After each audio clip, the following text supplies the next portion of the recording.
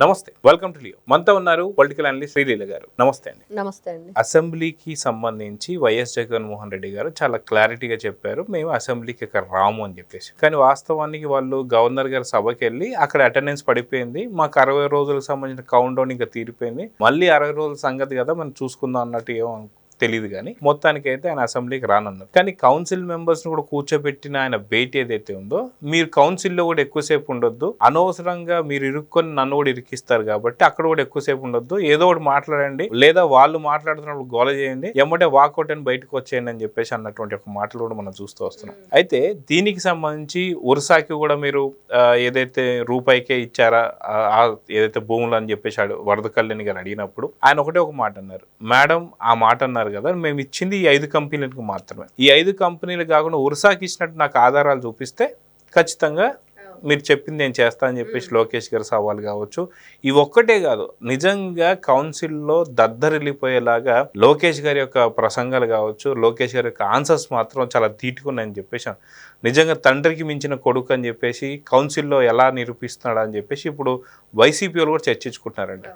ఆఖరికి సీనియర్ నేత అయినటువంటి ఒక బొత్స సత్యనారాయణ కూడా ఆయన ఎక్కువసేపు మాట్లాడలేక నేను ఎప్పుడంటే అప్పుడు వాకౌట్ అని ఆయనకి మతి భ్రమించి ఎటు వెళ్ళాలో తెలియకపోతే రూట్ కూడా లోకేష్ గారు చూపిస్తున్నాను, మీరు అటు కాదు, మీరు ఇటు డోర్ అటు ఉందని చెప్పేసి. సో దీన్ని ఎలా చూడాలంటారు? ఇక్కడ ఒకటేనండి, అంటే అసెంబ్లీకి నాకౌట్, మండలికి వాకౌట్. వీళ్ళు ఏం చేయాలనుకుంటున్నారు, ఏం చెప్పాలనుకుంటున్నారు అంటే చూస్తున్నాం. మండలికి ఎందుకు వస్తున్నారు, అసెంబ్లీకి ఎందుకు రావట్లేదని 2 రోజుల నుంచి ప్రజల్లో విపరీతంగా క్వశ్చన్ వస్తుంది. దాని మీదనే వీళ్ళకి భయం పట్టుకుంది. దీనికి ఏం ఆన్సర్ చేయాలి? నిజమే కదా, ఇప్పుడు ప్రజలు అడుగుతుంది, మనం అసెంబ్లీకి వెళ్ళట్లేదు, శాసన మండలికి వెళుతున్నాము, మరి వాళ్ళకి ఏం సమాధానం చెప్పాలి అంటే, ఎందుకురా ఏడుస్తున్నావు అంటే ఎగ్గొట్టానికి అన్నట్లుగా దానికి కూడా ఎగ్గొడితే సరిపోయిద్ది, వెళ్ళకుండా ఉంటే అయిపోయింది అంటే కుదరదు. వెళ్ళాం కదా, వెళ్ళినప్పుడు ఇట్లా తికమక్క క్వశ్చన్స్, తలాతోకలేని మాటలు మాట్లాడి బయటకు వచ్చేద్దాం అంటే సబ్జెక్టు లేదు, సబ్జెక్ట్ మీద గ్రిప్ లేదు, అక్కడ అసలు ఏం జరిగింది, ఏ విధంగా మనం మాట్లాడాలి అనేది మర్చిపోయి, మరి బొత్స సత్యనారాయణ గారు గతంలో మరి విద్యాశాఖ మంత్రిగా చేసినట్లున్నారు, మరి ఆయన మరి ఈ రోజు ఇంకో విద్యాశాఖ, ఇప్పుడు ప్రజెంట్ విద్యాశాఖ మంత్రిగా ఉన్న నారా లోకేష్ గారితో ఢీ కొడదాము, నేను ఎక్కడో మరి రాజశేఖర్ రెడ్డి గారి దగ్గర నుంచి ఉన్నాను, మరి నాతో మాట్లాడాడు. సీఎం క్యాండిడేట్ ఆయన, సీఎం హోదా క్యాండిడేట్, ఏదో ఎమ్మెల్సీ.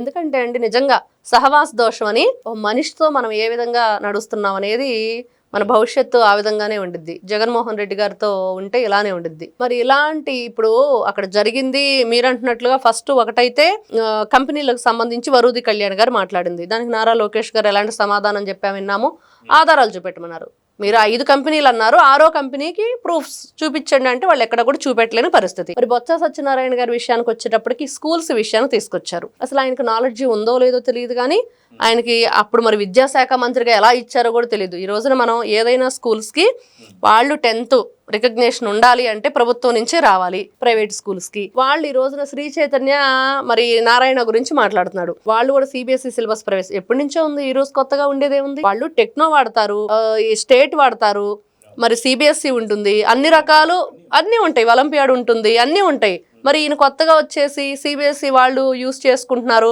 నారా లోకేష్ సిబిఎస్ఈ తీసేశాడు, ప్రభుత్వం నడిపించవలసింది స్టేట్ సిలబస్. మరి దాంట్లో మనం ఇంకా పిల్లలకి ఇంప్రూవ్మెంట్ చేసుకోవడానికి ఏదైతే ఇంగ్లీష్ మీడియం కానివ్వండి, ఇంకా కొత్త వాళ్ళకి ఏదైతే స్కిల్ డెవలప్మెంట్ కానివ్వండి, ఇవన్నీ ఇచ్చుకోవచ్చు. ఇలా వదిలేసి మీరు ఎన్ని వేల కోట్లు బకాయిలు పెట్టెళ్ళారు ఫీజు రీంబర్స్మెంట్. మరి టీచర్లకు ఎప్పుడైనా మీరు గౌరవం ఇచ్చారా? గురువు అంటే మనకు దారి చూపించేవాడు అనేది మర్చిపోయి మీరు అక్కడ ఎవరైతే ఈ మందు బాబులకి వాలంటీర్లుగా నిలబెట్టారు, బాత్రూములు ఫోటోలు తీసి పంపించాలి, సిద్ధం సభలకి స్టూడెంట్స్ ని తీసుకొచ్చారు, స్టూడెంట్స్ దగ్గరికి వెళ్ళి అమ్మఒడి అని చెప్పేసి జగన్మోహన్ రెడ్డి ఏం చేశాడు, పవన్ కళ్యాణ్ గారు పెళ్లిళ్ళ గురించి మాట్లాడాడు. మరి ఎన్ని విధాలుగా చెప్పుకున్న అమ్మఒడి ఎంతమందికి ఇస్తానని చెప్పి ఎంతమందికి ఇచ్చారండి వీళ్ళు? చిక్కీలు కోడిగుడ్లు అని చెప్పి వీళ్ళ బొమ్మలు వేసుకుంటంలో ఉన్న క్వాలిటీ ఫుడ్ లో లేదు. మరి ఇలాంటివన్నీ అడిగితేనే వాకౌట్ అంటుంది, వాళ్ళు సమాధానం లేదు. ఒకవేళ తెలిసినా కూడా అనుకుంటారు మేం చేసిన తప్పులు మాకు చెప్తుంటే ఎందాకలు వింటాంరా బాబు, మేము చేసిన తప్పులే కదా అవన్నీ అని చెప్పేసి అన్న వెళ్ళిపోయి ఉండాలి ఆయన. అంటే గత మండలికి సంబంధించినటువంటి సమావేశాల్లో కూడా సేమ్ దీనికి సంబంధించే నారా లోకేష్ గారు అసలు ఏంటి, మీరు అమరావతి అనేది రాజధానికి సంబంధించినటువంటి ఏ స్టాండ్ తీసుకున్నారు, మీరు 3 రాజధానికి కట్టుబడి ఉన్నారా, లేదా అమరావతి ఒక రాజధాని చెప్పి కట్టుబడి ఉన్నారంటే లేదు మేము దాని గురించి మేము అందరం చర్చించుకొని మీకు చెప్తామని చెప్పి అప్పుడేమో అలా మాట్లాడాము. తర్వాత అప్పుడు అట్లా మాట్లాడిన తర్వాత మళ్ళీ వచ్చేసి ఇక్కడ సజ్జల రామకృష్ణారెడ్డి గారు లేదు లేదు అమరావతి ఒకటే అంటాడు. మళ్ళీ జగన్మోహన్ రెడ్డి వచ్చేసి అమరావతి అనేది నదీ గర్భంలో కట్టారని చెప్పేసి మాట్లాడతాడు. సో అంటే అక్కడ శాసన మండలిలో కూడా వాళ్ళకు ఒక స్టాండ్ లేకపోవడంతో జగన్మోహన్ రెడ్డి ఇరుక్కుపోతున్నాడా, నిజంగా అక్కడ కూడా అబాస్ పాలవుతున్నాడు కాబట్టి ఎక్కువసేపు ఉండొద్దు, నారా లోకేష్ గారిని మనం తట్టుకోలేము, త్వరగా బయటకు వచ్చేయండి అని చెప్పి ఒక ఏమన్నా ఎజెండా ఏమైనా ఇచ్చాడంటే ఏమంటారు? వాళ్ళు అసలు 2019-24 మధ్య ఏం చేశారు అని చెప్పేసి ప్రజలకు అర్థమైపోయిన తర్వాత వాళ్ళకు ఒక విలువ కానీ గౌరవం కానీ ఎదుటి వాళ్ళు క్వశ్చన్ చేస్తే ఆన్సర్ చేయగలిగే సత్తా కానీ ఎప్పుడో కోల్పోయారు. ఇంకా కొత్తగా ఆయన గౌరవం ఎక్కడ ఉందండి? గౌరవం ఉన్న వ్యక్తులు ఎలా ఉంటారు, గౌరవం ఇచ్చిపుచ్చుకునే వాళ్ళు ఎలా ఉంటారు అనేది నాయకులను చూస్తే ఈ రోజున తెలుస్తుంది కూటమిలో. మరి వీళ్ళు ఏం చేశారు గతంలో అంటే ఒక దుశ్శాసనుడు, దుర్యోధనుడు, ధృతరాష్ట్రుడి పరిపాలన కొనసాగించి, మరి ధృతరాష్ట్రుడి పరిపాలన ఎలా ఉండిద్ది?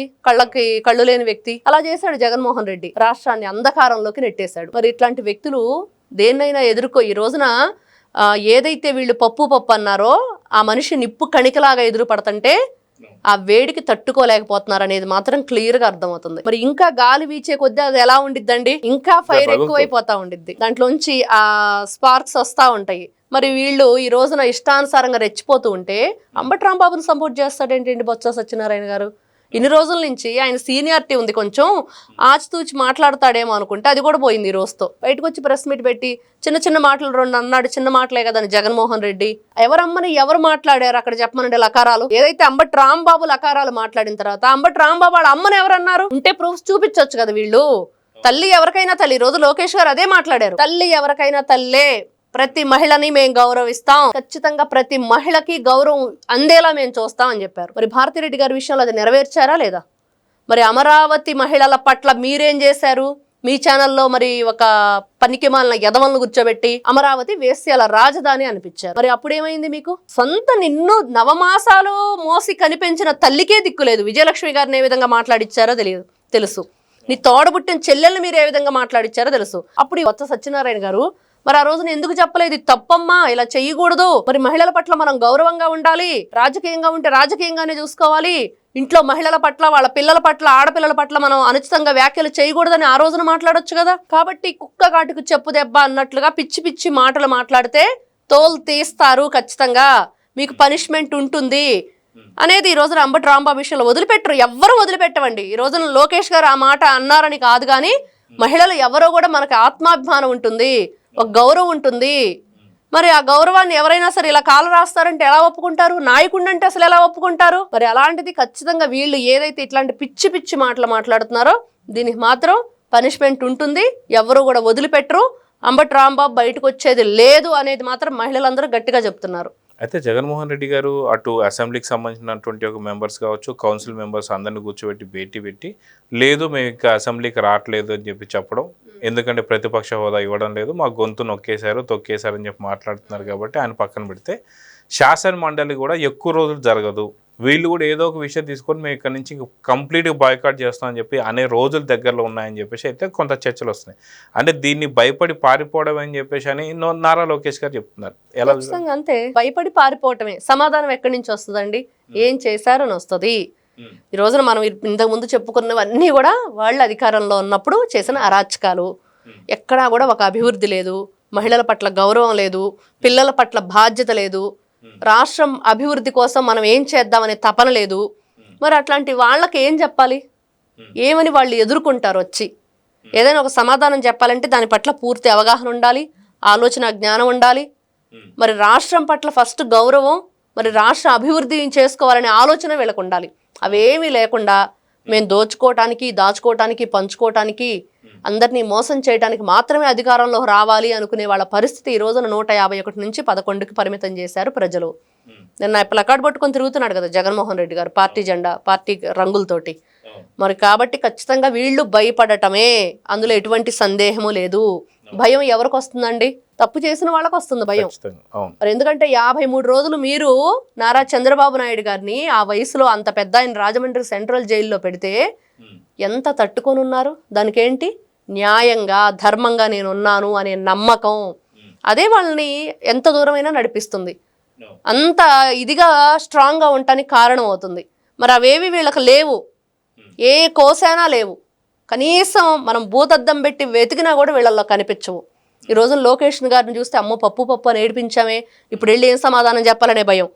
పవన్ కళ్యాణ్ గారిని చూస్తే 3 పెళ్ళిళ్ళు అని అన్నామే, మరి అది ఇదని మాట్లాడామే, మరి ఆయన చూస్తే భయం.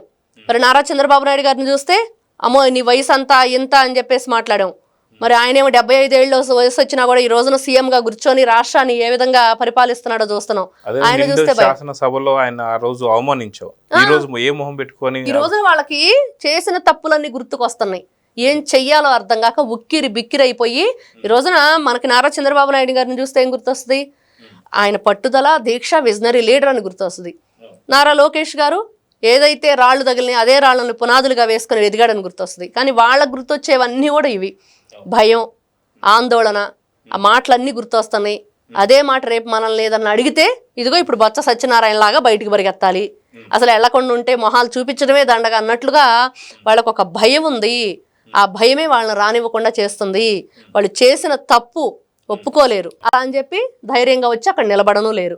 అటువైపు చూస్తే రఘురామకృష్ణరాజు గారు, ఇంకొక వైపు చూస్తే అయ్యన్న పాత్రుడు గారు, మరి వాళ్ళ ఇళ్ల మీద ఎలా దాడులు చేశారు, ఇల్లు ధ్వంసం ఎలా చేశారు, ఆయన అసలు చంపటానికే ప్లాన్ చేశారు కదా త్రిపులార్ గారిని. ఇన్ని విధాలుగా చేసిన వీళ్ళ అరాచకాలే ఈ రోజున వీళ్ళు పారిపోవటానికి కారణం. సో చూద్దామండి, ఖచ్చితంగా అసెంబ్లీకి కూడా మేమైతే అసలు రాలేమని చెప్పడం, అదేవిధంగా కౌన్సిల్లో నారా లోకేష్ గారికి భయపడి పారిపోవడం, ఈ రెండు కూడా చూస్తూనే ఉన్నాం. సో చూద్దాం జరగబోతుందో. నమస్తే. నమస్తే. Please subscribe to Leo news for more videos.